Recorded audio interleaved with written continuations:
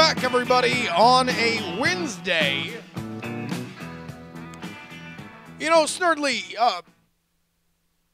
baby, when I met you, there was peace unknown. I set out to get you with a fine-tooth comb. I was soft inside, and there was something going on. Snurdly, I can't do this one alone. I need some help. Ladies and gentlemen, Mr. Alex Jones.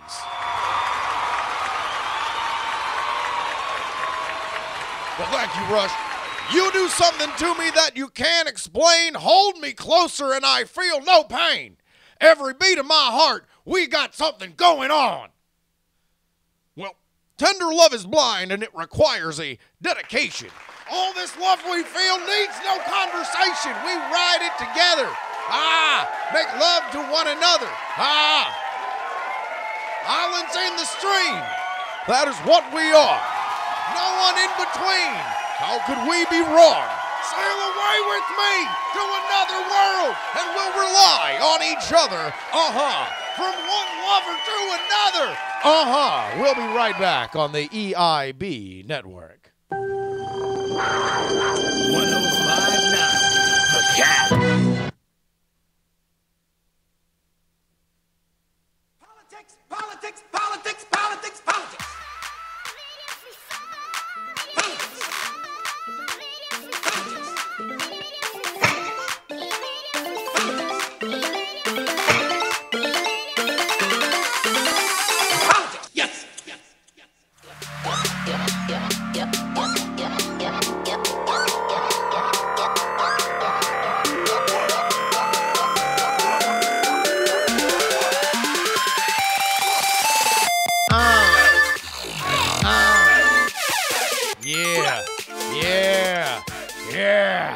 Who's ready? That's the last thing I need to do. No, that's great. That's a great idea. After blowing out your voice in the first 2 seconds of the show, you should really do a Vince McMahon impression. Yeah. Are you gonna blow out your voice? Yeah, you're gonna. He's gotta blow out his voice. Okay. This is why I'm not a professional broadcaster, ladies and gentlemen. I'm just some asshole on the internet. Hi, my name is Justin Robert Young. I'm the host of Politicsx. So much to get to. Trump in the Holy Land. We finally have an election coming up tomorrow. Ooh. What did we do? What did we do to be so lucky to get an election tomorrow? And it's a goodie. We got some weird shit going down in Montana. But first, let me clue y'all in on something. We're gonna get it out of the way at the top. One of the biggest things that has come up over and over and over again by people who enjoy this show is that we used to do it 3 days a week. We used to do it Monday, Wednesday, Friday. Onesie Wednesday we had because there was 3 days and it was leading up to the election. It was pretty fun. So, when the election was over, I assumed that things would calm down and we would not have enough news to go 3 days a week. As I think we have all learned, that is not the case. There is not only plenty of news to do 3 days a week, but sometimes we lose news. We didn't even mention the whole healthcare thing. And that was a major event. But because it happened a week away and James Comey got fired the day before, we didn't really, it wasn't the show to be done that day. So I got good news and bad news. What do you guys want first? In the live chat here, go ahead and let me know. What do you guys want first? The good news or the bad news? I don't know whether or not some people are tell me the bad news first kind of people. Some people are tell me the good news first kind of people, and then we'll justify whatever the cost is. Here's the bad news. Actually, I guess I kind of got to tell you the good news first. Here's the bad news. I would like for people who want to hear 3 Politics episodes a week to pay for that privilege. I have never in my career done anything behind a paywall. You know, albums, I guess. It would be the only thing that you had to buy to hear.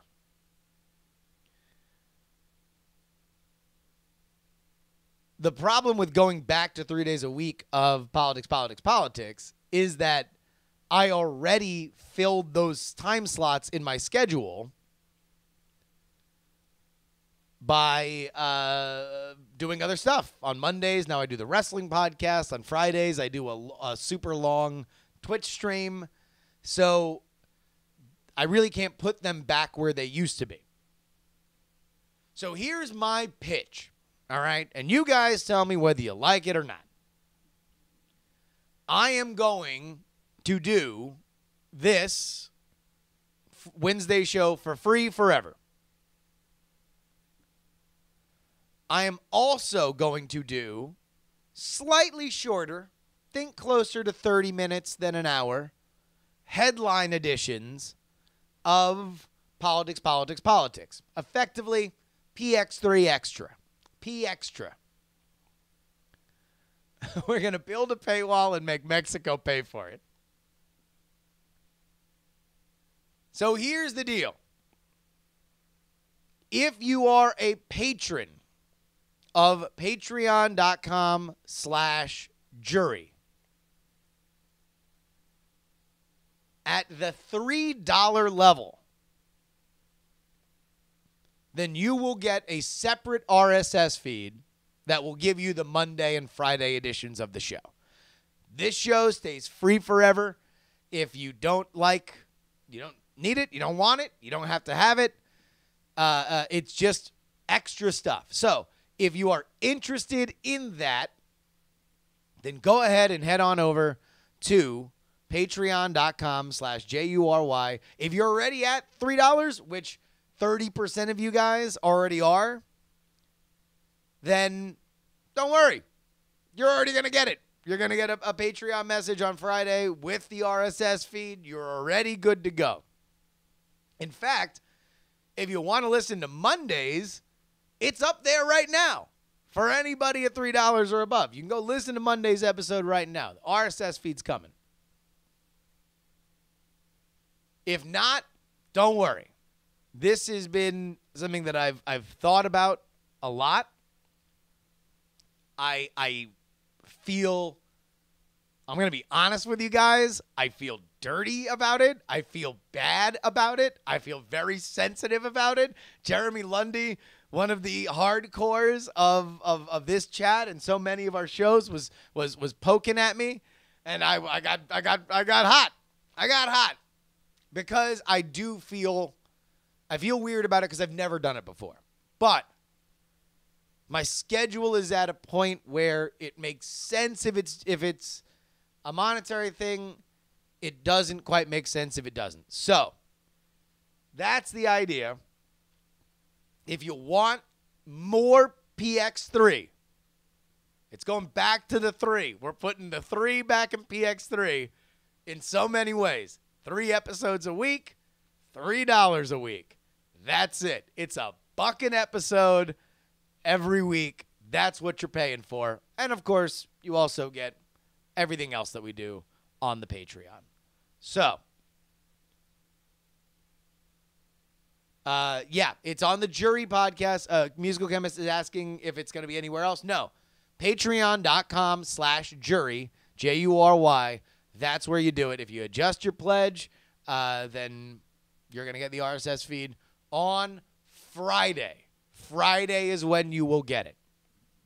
So, that is that. We're back. We're back to 3 days a week because that's what I need in my life is more stuff to do. So, that's that. Let's go ahead and get into the and I think I'm retiring the Rush Limbaugh bit. Once Rush Limbaugh and Alex Jones sing Islands in the Stream together, we're done. You're out, right? How else are you going to top it? The only other thing I could think of is if Rush did the entire song of Tom Sawyer.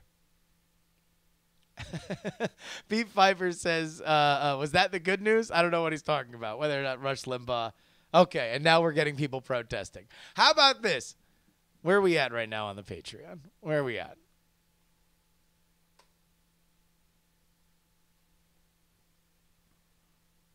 We're at 709 a podcast. Looking at how many people are at $1. If you guys are into it, the $3 faithful, I'll do the Rush bits on the extra episodes. How's that? How about that? How about that? I'm going to move Rush behind the paywall, which for Rush Limbaugh would be kind of appropriate, right? Maybe Bernie Sanders can fill the void.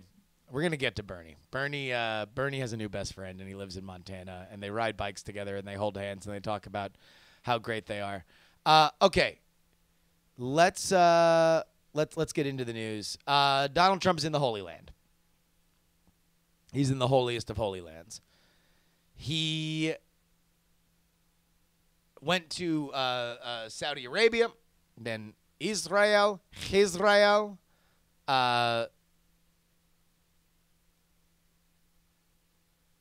it's gone well. You know, for Trump, again, we said last week that Donald Trump, in a world where he had, you know, the Comey stuff was still percolating, the revelation that Comey had notes that said that he felt like he was asked to stop the investigation into Michael Flynn, that there might be a softening in Donald Trump's approval ratings, because that's the kind of stuff that makes, you know, like people like Representative Al Green of Texas call for impeachment. Because even if it is not obstruction of justice, man, it kind of looks like obstruction of justice. If you squint, it kind of looks like obstruction of justice. But so far, we've had a good week for the Donald. In every category except for him holding his wife's hand. Oh, my God. Did y'all see that? Jesus. Tell you what, sometimes when you travel, especially if you got a kid, do they got the kid with them? You know, it gets a little heated sometime. Donald Trump keeps trying to hold his wife's hand, and his wife's just like, "Good, come on, get out of the way."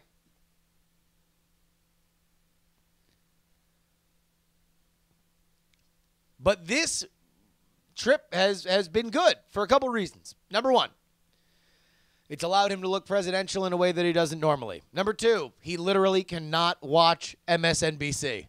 So he's tweeted a lot less. In fact, since he's been out there in you know, flying around, traveling every day,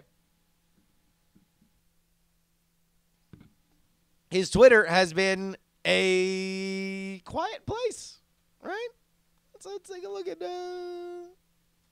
Donald Trump's Twitter.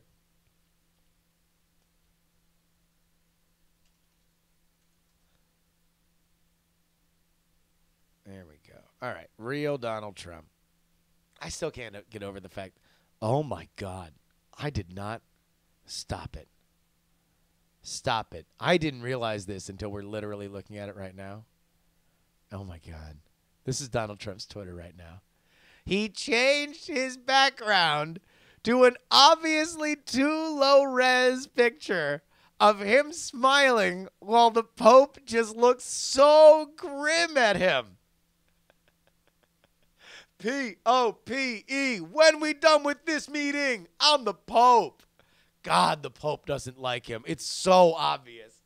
He's like, dude, I speak directly to God. I am the man for whom peace should be spread. I wash the feet of the poor. I hate you. And Trump knows it. And Trump's just sitting there. And he's just like, hey, man, what's going on? And the Pope's just like, fuck me. Fuck me. How many more seconds? Pope's looking at Donald Trump like he's trying to take an algebra test. And he's just like, oh, God, really? Oh, man. He's just watching the clock. Pope's watching the clock like it's the last day of school. And he's just waiting. How much longer do we have to do? Is that Trump smiling? Oh, that's a Trump smirk. See, look at this. These are his tweets over the last couple days. Honor of a lifetime to meet His Holiness the Pope. All civilized nations must get together to protect human life and the sacred right of our citizens to live in safety and in peace. Israel, Saudi Arabia, and the Middle East were great, trying hard for peace, doing well, heading to Vatican and the Pope, then G7 and NATO. Thank you. What an unforgettable visit from Prime Minister Netanyahu and President Ruvi. We stand in absolute solidarity with the people of the United Kingdom. A nice little picture with him and Bibi Netanyahu. Bunch of pictures from the Rhodea summit. A speech transcript. A retweet of Melania Trump. Hold on. Wait a minute. Who the hell? See, by the way, all right. Go ahead and take this look. This was May 18th. May 18th. So this was a week ago before he left. This might have been his last day in America.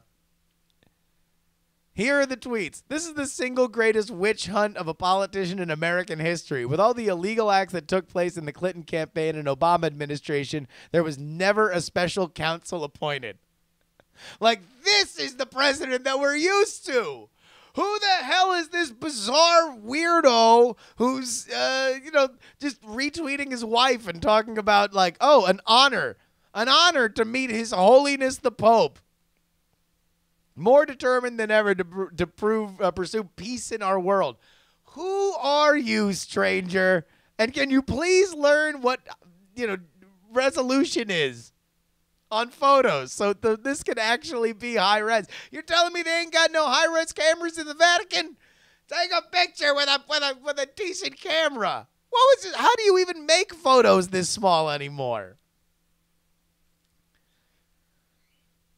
Along with that, there's a little air taken out of the Comey stuff.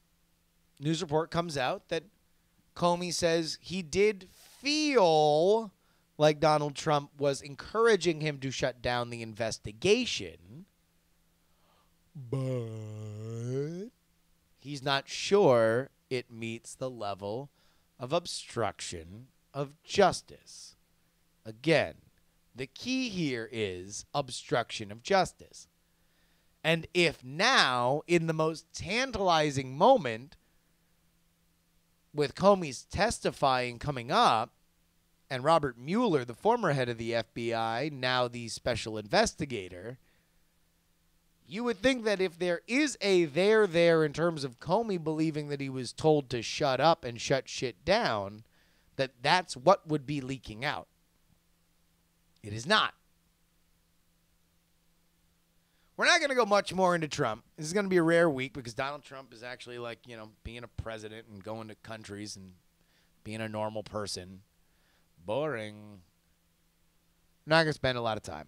But the Rasmussen poll, which is normally his most, he does the best in, has him at 48% approval rating. We were wondering aloud last week where his approval rating would be. Compared to a Rasmussen poll, it has inflated. This trip, regardless of what anybody wants to think, is a success for him. And literally him just getting away from the cycle and not feeding into it with his tweets or his comments at, various different, various sundry Coast Guard graduations, has proven to be an ally for him.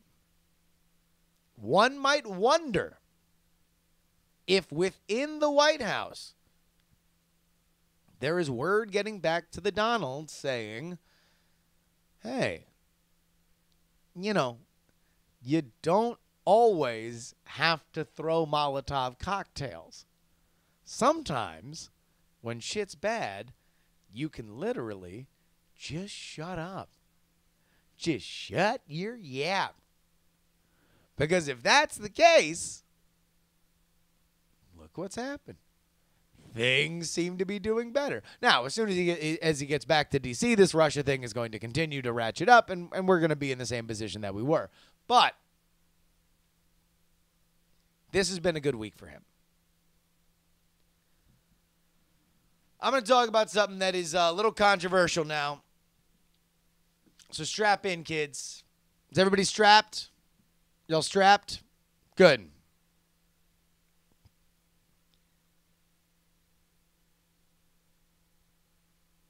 His name was Seth Rich. Seth Rich is a now deceased former staffer of the Democratic National Committee. He was murdered in what police initially described as a robbery in his neighborhood of the district. He is now, or the memory of him, is a political football. Seth Rich has become the cause celebrity of reddit.com/r/the_Donald.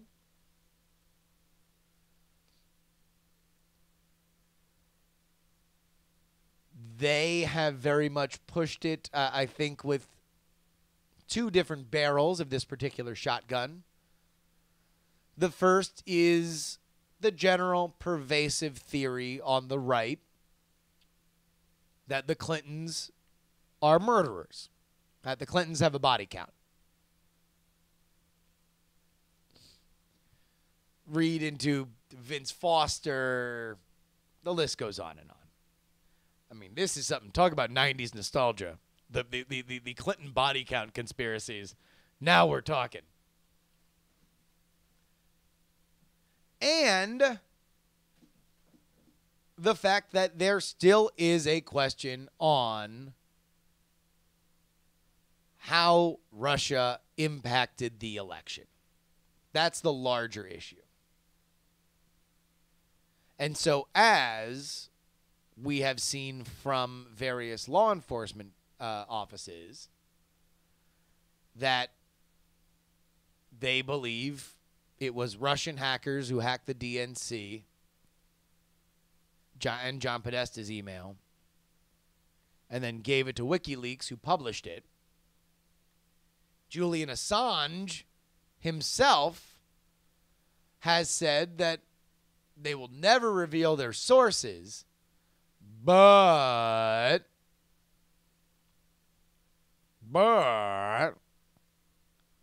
there was this young Democratic staffer that was killed. This was months and months ago, during the election.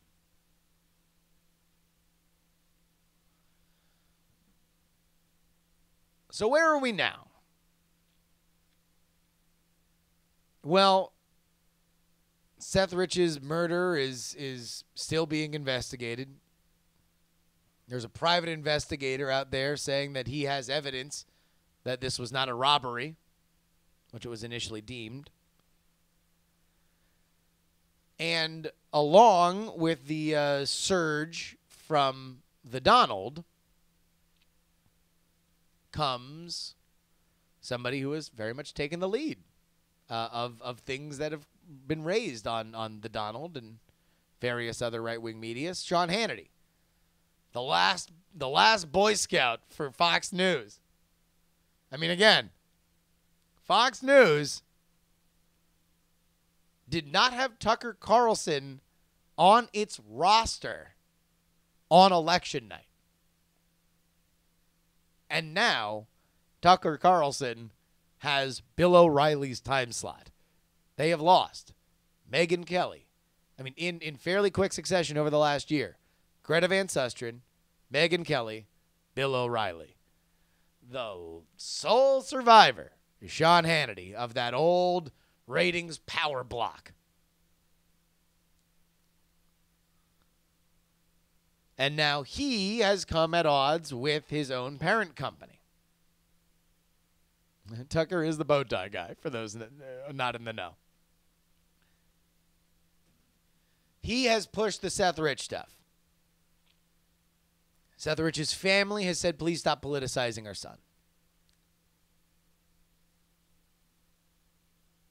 I'm not here to tell you that I know what the hell went on with Seth Rich. I don't know. I don't tend to trust Julian Assange as far as I can throw the man. I didn't trust him back when liberals loved him and conservatives hated him. I don't really much trust him now that conservatives love him and liberals hate him. I tend to believe in the Occam's razor of it all. I do think that at least part of the information that WikiLeaks got came from Russia. I believe that this is now the new normal, and I don't think that it very much affected the election. Ultimately, candidates are judged by how they handle adversity, not whether or not adversity hits them. So, sure, you can blame the fact that the ball bounced the wrong way, but either you adjust to it or you don't. Both the DNC hacks and the John Podesta email hacks highlighted known weaknesses for Hillary. Yes, they exploited these weaknesses, but she had them. Ultimately, the way that she could have moved forward is to solve the weaknesses in and of herself. She did not do that. She lost the election while winning the popular vote. So there's that. But I do want you guys to play a little game.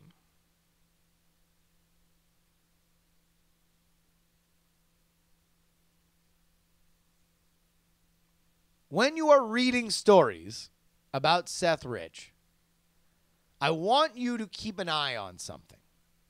And remember that there are 3 separate email issues that happened. The hack of the DNC emails that happened at the Democratic National Convention.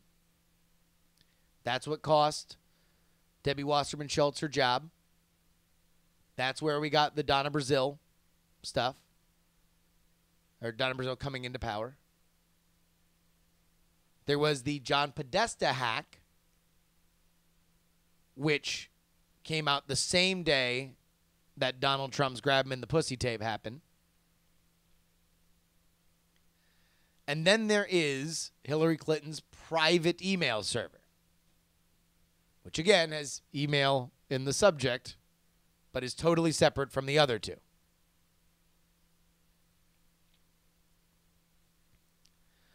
MacBook Pro is kind of objecting to the words hack. Like, hack of the Podesta was a phishing scam, hardly a hack. Yeah, but, that's what we just call these things. Because oftentimes, hacks are not, like, leet. It's not Hugh Jackman sitting in front of 5 monitors while techno music plays and, the camera swings behind him. It is kind of dumb stuff like that. Also, remember that tabloids in Britain got in trouble for phone hacking, which was literally just them calling the voicemails of celebrities and typing in the default number.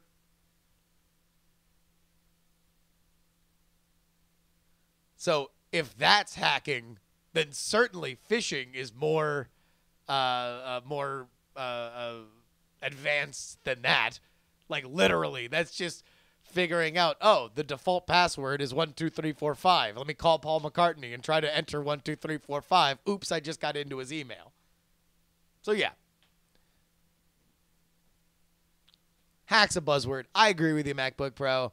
I don't necessarily think that it's a thing. Okay, yeah. Politicsx3. Let's move on. Keep these things straight. These various email issues, because as long as we are delving back into the past, you can trust the veracity of the source that you are reading by how much they are keeping these things straight.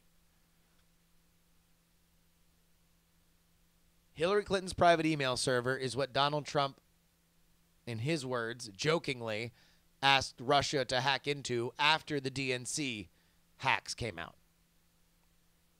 The Podesta hacks came out later, and they were dripped until Election Day. So as you're reading this, because as I'm reading a lot of these Seth Rich things, I'm like, all right, I don't know if the reporters know exactly even the stuff that Seth Rich could have done.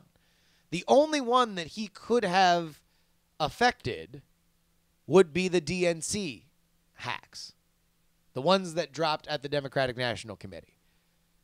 And theoretically, if you're going to assume, let's walk down this fantasy world, that he is the WikiLeaks leaker, much like Chelsea Manning was, which, by the way,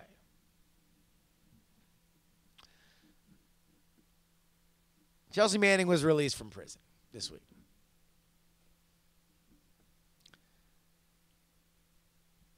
How many people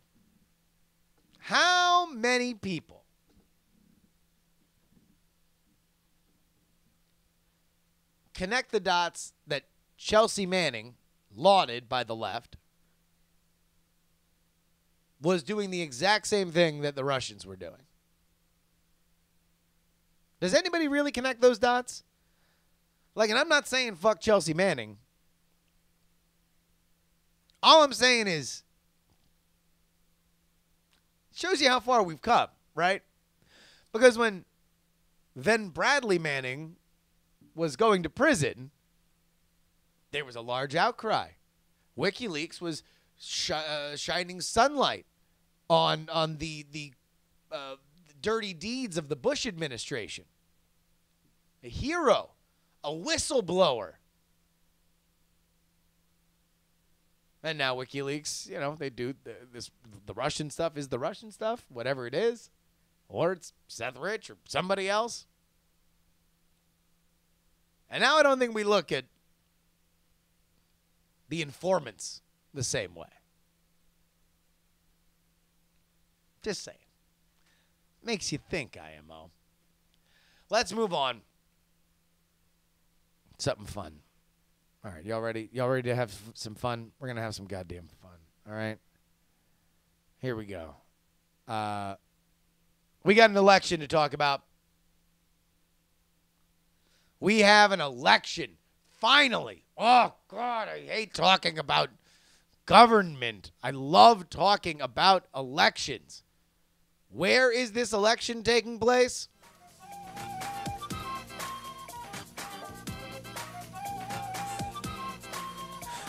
Oh my God.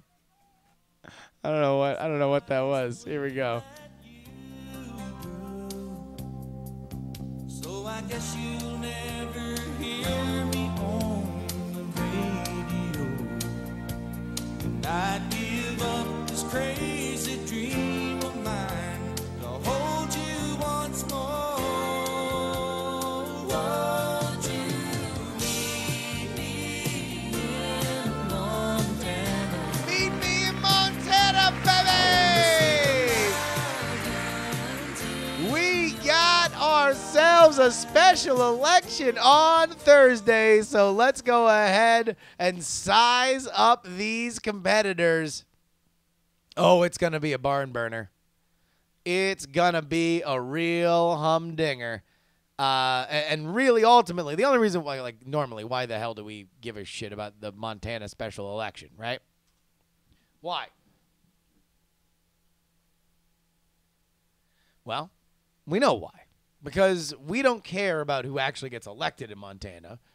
Hint, it's going to be the Republican. What we care about is how much they get elected by, because we want to ascertain whether or not Just a wave. whether or not we're looking at a what, Kanye? Just a wave. A wave election next year in the midterms. We are looking for any data we can find to see that that there might be a big change in government because of the unpopularity of Donald Trump and the Republican Party. It's a long way to go, but let's go ahead and take a look at our cast of characters here. Everything you need to know about Montana's special election.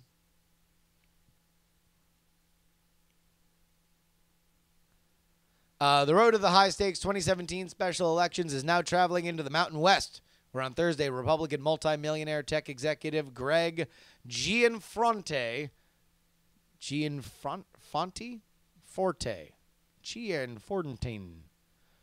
is going to take on Ron Quist in Montana. Ron Quist.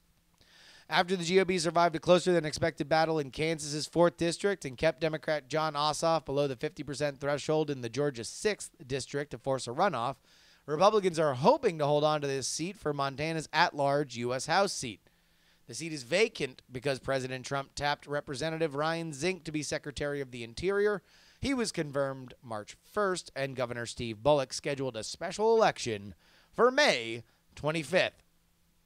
Republicans have held the seat for 2 decades and are favored to hold it on Thursday. Let's go ahead and meet the fellas. Republican Greg Gianforte, 56, is a former technology and software computer executive who unsuccessfully ran for governor in 2016. He founded the Brightwork Development in 1986 and sold the business 8 years later. He retired at 33. Holy shit! That dude retired a year younger than I am right now. Quote, after realizing that he couldn't spend the rest of his life fly fishing, the multi-millionaire founded another tech company located in Bozeman called Right Now Technologies, which he sold in 2011. Now we're going to get into some of the back and forth here in a second. Meanwhile, Democrat Ron Quist, 69, giggity, is a bluegrass and country singer-songwriter, a former member of the Montana Arts Council, and a small business owner. He's a Bernie Sanders-esque populist candidate who has frequently performed at an Ohio nudist resort. Quist toured the country with the Mission Mountain Wood Band before moving to a horse ranch in rural northwest Montana. Quist narrowly defeated former U.S. Senate candidate Amanda Curtis at the party's convention in March in 4 ballots. His past financials are under scrutiny. Now, obviously, both of these people are very, very interesting. But I think anybody who's listened to this show knows that there's one I'm going to immediately be more fascinated by. And that, of course, is Ron Quist. I immediately had to look up some Quist jams. And so I did. And by the way, the ads are out in force. The Google ads are out in force. Whenever you Google either one of these guys, you can see the attack ads for it. So it was very funny when I saw right above my search result an ad, a Google ad that said, "Meet Ron Quist. Did you know he's for a national gun registry?" Which in Montana is a poison pill. And right below that was the first result of Ron Quist songs, a .45 caliber man. Throw it all away. Lord, this isn't a season for the faint of heart. It's time that we made our stand. And people, if we're gonna save Virginia City, it's gonna take a .45 caliber man. Break it down, Rob, sorry. It's Christian music, baby! Living Wild and Free is the album that .45 caliber man appears on. But this campaign has gotten a little wild and woolly. Both of them are colorful characters, and they have been attacked for their various and sundry issues. Let's go ahead and take a look. This is from Politico today. In Montana's upcoming special election, Republican Greg Gianforte and Democrat Rob Quist are getting pounded on the airwaves and in local papers. Democrats paint Gianforte as an out-of-touch plutocrat with financial ties to Russia and ISIS. Holy shit! Talk about the two-piece in a biscuit, Russia and ISIS. I mean, he's got a lot of time, man, if he's been out of work since 33. And meanwhile, Republicans frame Quist, a musician, as a tax-dodging pothead who skipped out on his debts and performed at a nudist resort. Yet political pros from Kalispell to Washington, D.C. are amazed that so little of the mud seems to be sticking. Now some are wondering if it's the new normal after a bitter 2016 presidential campaign marked by an avalanche of attacks and sensational revelations against Donald Trump that once would have doomed candidates to defeat. The threshold for Oppo is certainly higher, and the shock value is at a different level given Trump. Longtime Democratic strategist Zach Petkanzas, a veteran of the Democratic National Committee and the Hillary Clinton campaign, pointing out a new, hypercharged political landscape constantly filled with Trump news. Private GOP polling shows Thursday's contest for Montana's lone seat in the House of Representatives has tightened slightly in the home stretch. Gianforte confirmed as much on Tuesday, twice declaring to roughly 40 residents in a park here that the race is closer than it should be. This is an article by Politico saying how Trump killed political mudslinging. I got a little bit of a problem with that. Because I'm not here to minimize the kind of effect that Donald Trump had on the political news cycle. I mean, I think that's fairly undeniable. But the other element here is the fact that, like, Hillary Clinton was under FBI investigation when she was running for president. I mean, nothing like being under FBI investigation when you are president, but that's something that was just glossed over. And this is what gets me, and this kind of gets back to the Seth Rich thing a little bit. Part of what feeds some of the healthy element of people being obsessed with Seth Rich is the fact that they don't trust the media. And they don't trust what they see to be liberal outlets covering for Democrats. And so, sure, you might believe that Hillary Clinton will be cleared of all charges by the FBI, but she's still under investigation. Many people feel like, oh yeah, well, whatever. There's no there. Whatever, who cares? FBI investigation, blah, blah, blah. Let's move on.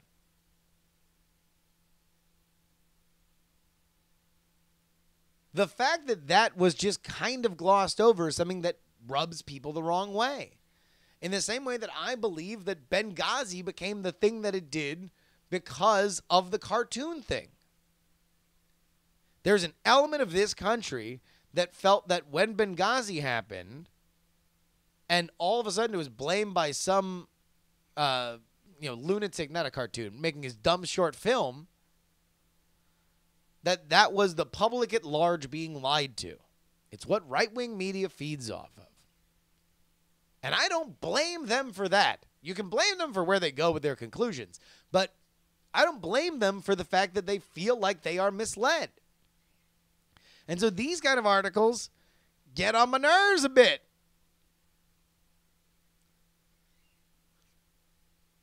Because it's like, sure, Donald Trump was a wild asshole during the election, and I'm positive that there has been some kind of net effect of what is shocking and what is not shocking in 2017 compared to 2012 or 2008. But it's not like Hillary Clinton wasn't somebody with baggage. And I think that it's underrated how much everybody just looking to put their head down and point out that the Empress has beautiful robes on instead of nothing, that does to especially issues in highly red areas of the country. But let's get back to Montana. In fact, you want to know what? I don't even know. Do y'all think that they have places where you can relax in Montana? You know, places where you can blow off a little steam. You know, maybe head out with the boys. You know, like just and girls. You know, maybe everybody can check it out a little bit. You know. Maybe see a couple farmers' daughters. I mean, let's see exactly how this Montana special election is going in a... Get on the floor if you got that booty.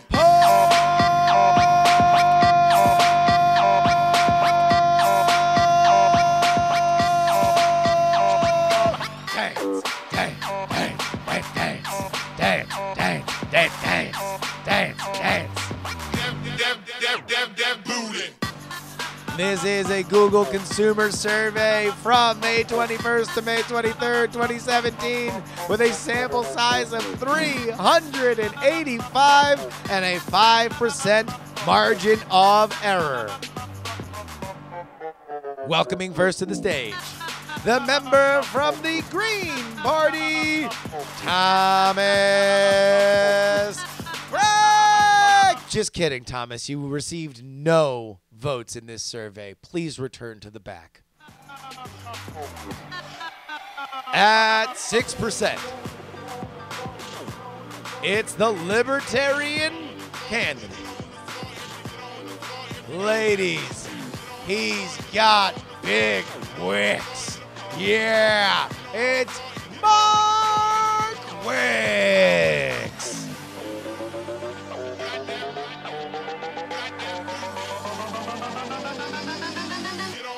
If you got that booty. In second place, with 40% of the vote, it's the Republican, Greg Gianforte.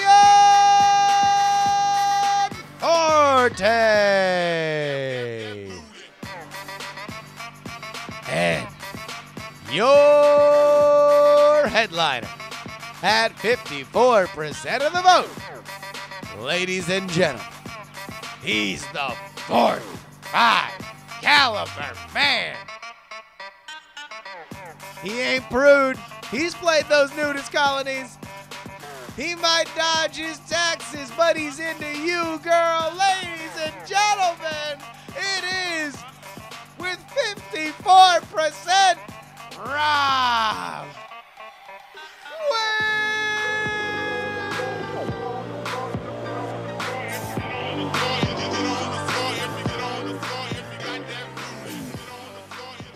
This is definitely an outlier, by the way. In most of the other polls, Gianforte is indeed winning. But it is close. And again, we really don't... I mean, it's major news if Quist wins. But if he's close, then just realize that all you're going to hear about is... Just the way. That's all anyone's going to talk about. And then, by the way, thank God we can move on from this. We can go into we can go into the 6th in Georgia. Thank God we actually have campaigns to talk about. Oh man, this is great. Journey Quest. All right, we got another story here about Brazil that we're going to talk about. But first, let's go ahead and let everybody know that, as we mentioned at the top of the show, you can support this program at patreon.com/JURY. Again, patreon.com/JURY. I've seen a bunch of people already adjusting their pledges or pledging for the first time. Thank you guys very, very much. You can go ahead and check it out. Patreon.com/JURY, including this show and the jury show at, oh no. Like, what do they want him to do? That's me doing the headline show from Monday. Go ahead and check it out. As well, if you didn't get the book club special episode we did last week, go ahead and check that out as well. Man, thank you guys so much. Trying to do more and more for y'all at patreon.com/JURY. And The Contender. Thecontender.us is also where you can support this show. New mini expansion coming out this Friday. It is going to take quotes from Trump's first 100 days. It's called Heavy Lies the Crown. It will have, I'll tell you what. Trump, Elizabeth Warren, Bernie Sanders, Sally Yates, James Comey, Vladimir Putin is in this one. Al Green, who is not the musician, but the man who called for Donald Trump's impeachment on the floor of the House of Representatives. And, man, there's one more person who is in this expansion. You know, I kind of can't remember him. He's an actor.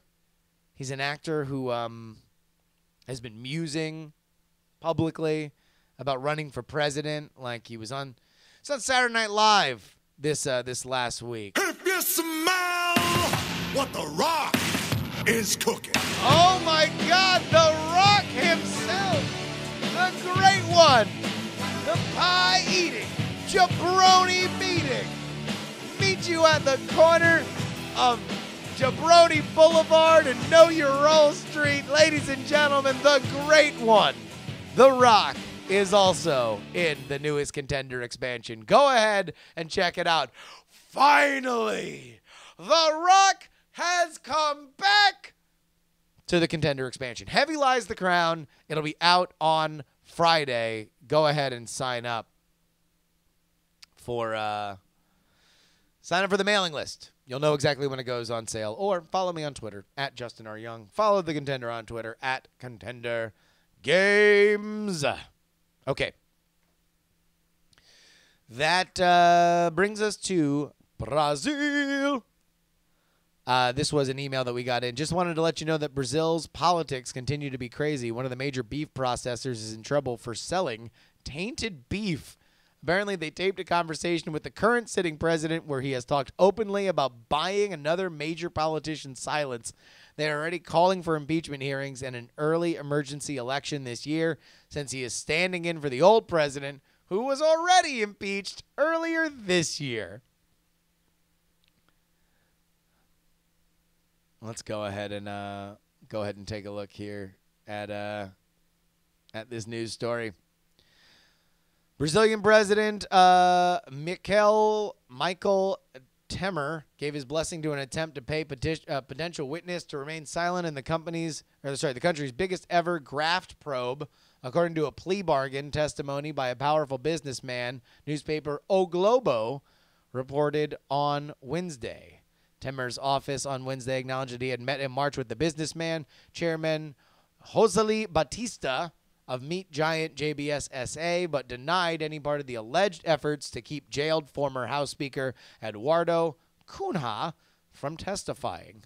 O Globo's report, with three sources familiar with the matter, said was accurate, threatened to pull Temer into a corruption scandal that has already entangled several of his closest allies and advisors. Fogo de Chuck. Apparently, Brazil is saying obrigado to scandal. We will be following this. I'm pumped. Man, I'll tell you what. I know the rest of these political podcasts that y'all listen to are all just like, I don't know, but what did Trump do this time? Did he tweet?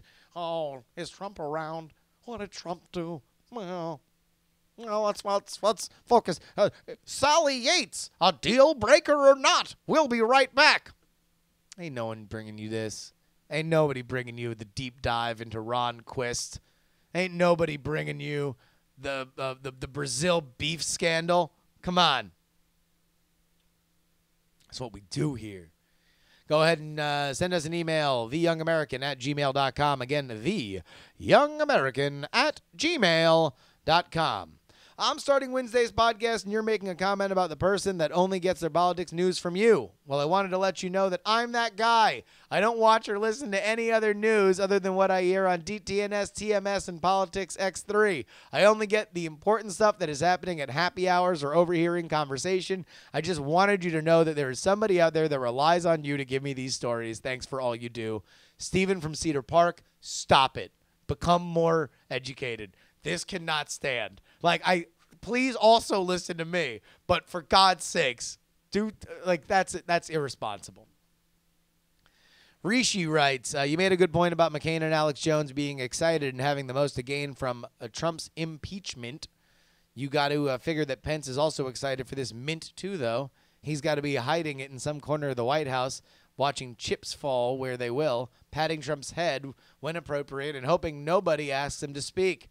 Thanking Zeus, Trump's plane got delayed that one night in Indiana, leading Trump to stay at Pence's house.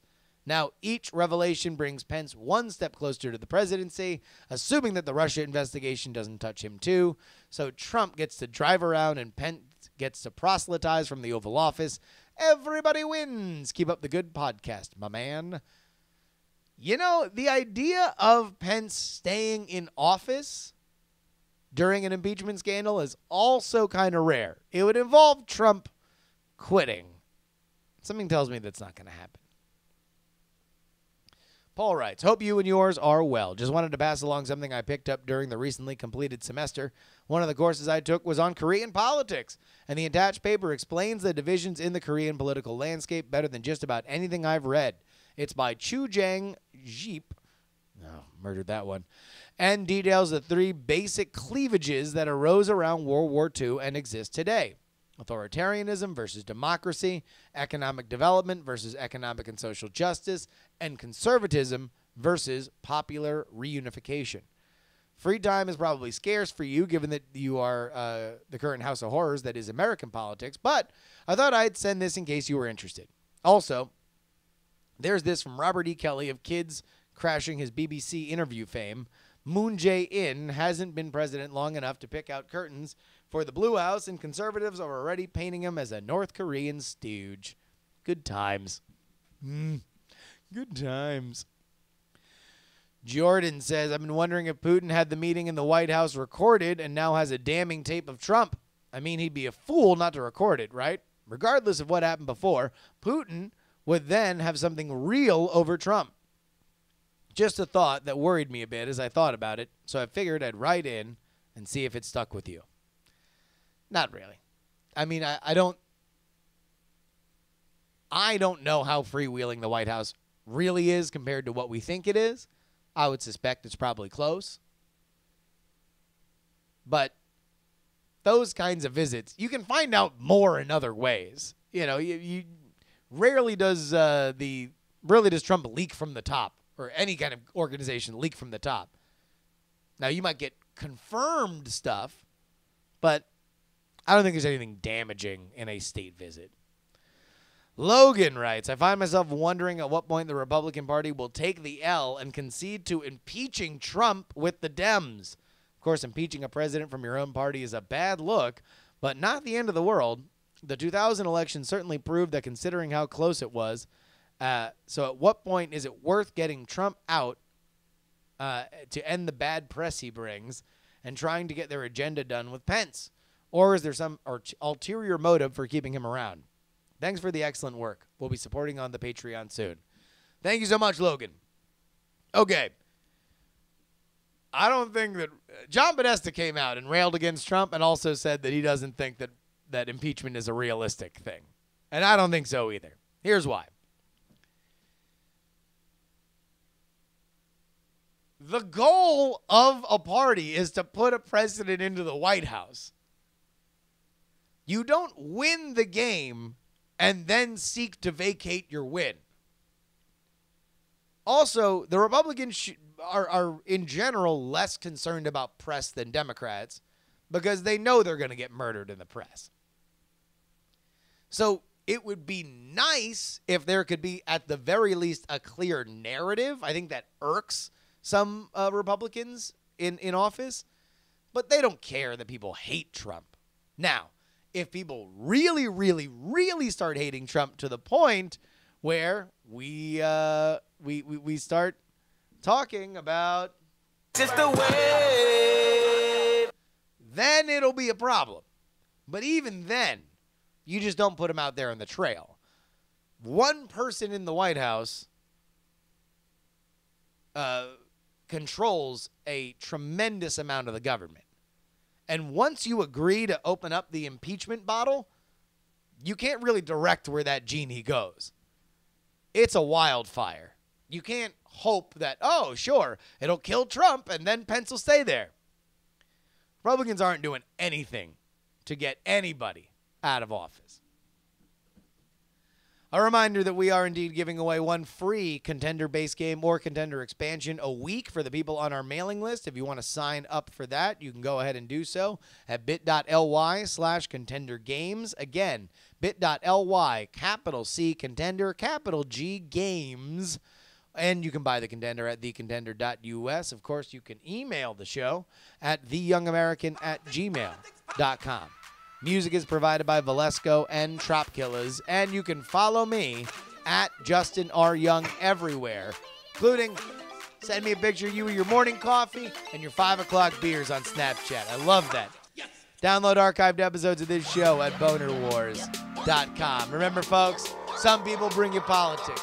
Others bring you politics. Still more try to bring you politics, but this is the only show that brings your ass all three. I will see you guys on Friday.